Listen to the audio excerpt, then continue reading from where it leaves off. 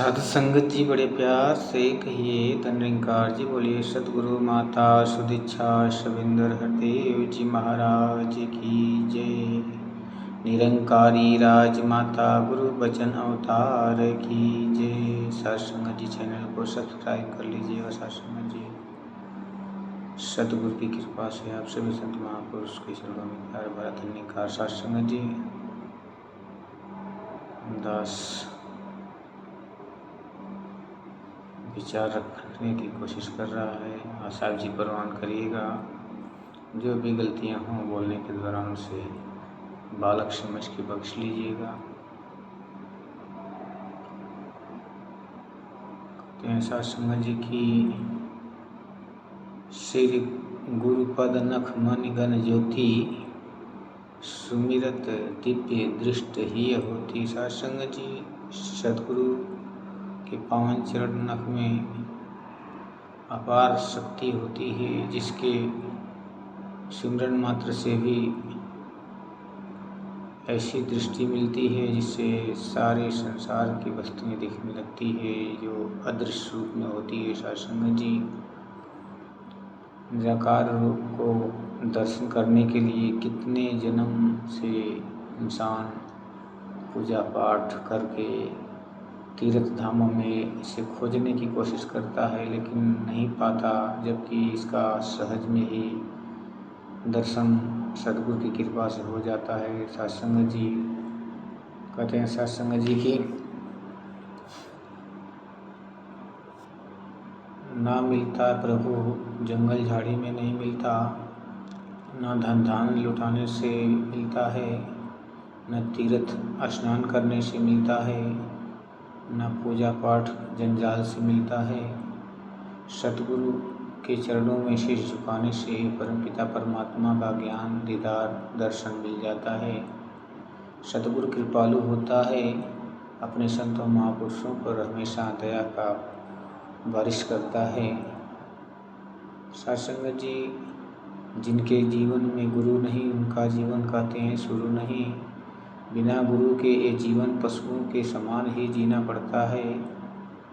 न बोलने का ढंग होता है, न खाने का, न चलने का, न सोने का।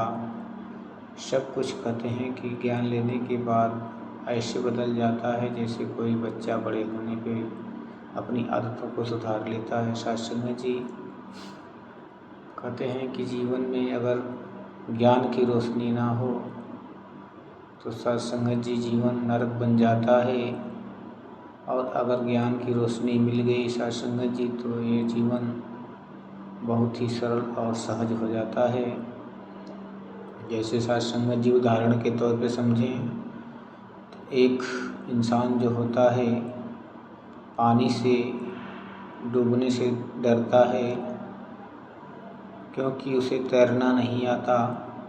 लेकिन उधर वही दूसरा इंसान है, पानी की गहराई में भी आनंद ले रहा है, मौज मस्ती कर रहा है, खेल रहा है, क्योंकि उसे तैरना मालूम हो गया। सत्संग जी ठीक इसी प्रकार सतगुरु की कृपा से इस पावन ज्ञान को, ब्रह्म ज्ञान को पाकर इंसान अपने मानव जीवन को आनंदित कर लेता है। सत्संग जी लेकिन जो इस मानव ज्ञान को, ब्रह्म ज्ञान को सत्संग जी नहीं पाता, उसका जीवन धन धान की अपार संपत्ति रहते हुए भी नरक बन जाता है। इसलिए कहते हैं कि राम धन की लूट है, लूट सके तो लूट, अंत समय पछताएगा जब प्राण जाएंगे छूट। सत्संग जी ये लूटने की बारी है। कहते हैं कि उठ जाग मुसाफिर भोर भई, अब रैन कहाँ जो सोवत है। जो सोवत है वो खोवत है, जो जागत है वो पावत है। जो जाग गए सत्संग जी आज उनके जीवन में परमात्मा का दर्शन हो गया और उनके जीवन धन्य हो गए। 84 लाख योनियों से उनकी छुटकारा हो गया। सत्संग जी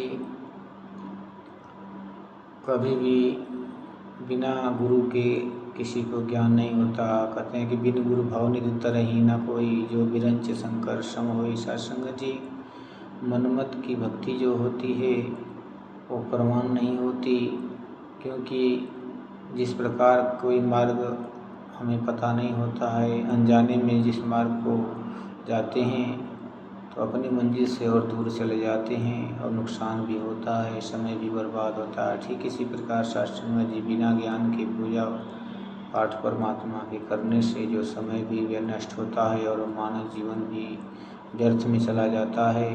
अंत में हमें फिर वही 84 लाख योनियों का दरवाज़ा खटखटाना पड़ता है।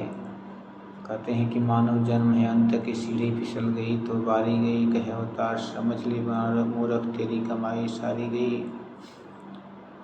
साध संगत जी ये बड़े अवसर भाग से मिला है। कहते हैं कि बड़े भाग मानुष देवरिया गोविंद मिलन किए तेरी बरिया, और काज तेरे किथे न काम मिल साध संगत भज केवल नाम। साध संगत जी इस परम पिता परमात्मा को सतगुरु की कृपा से भजना है, यही पार उतारा करेगा। बाकी जो धन धान्य है सुख संपदा शारीरिक सुख के लिए हैं, साधन के रूप में हैं। इसे माया कहते हैं। ये माया क्षण भंगुर है, कभी आती है कभी जाती है।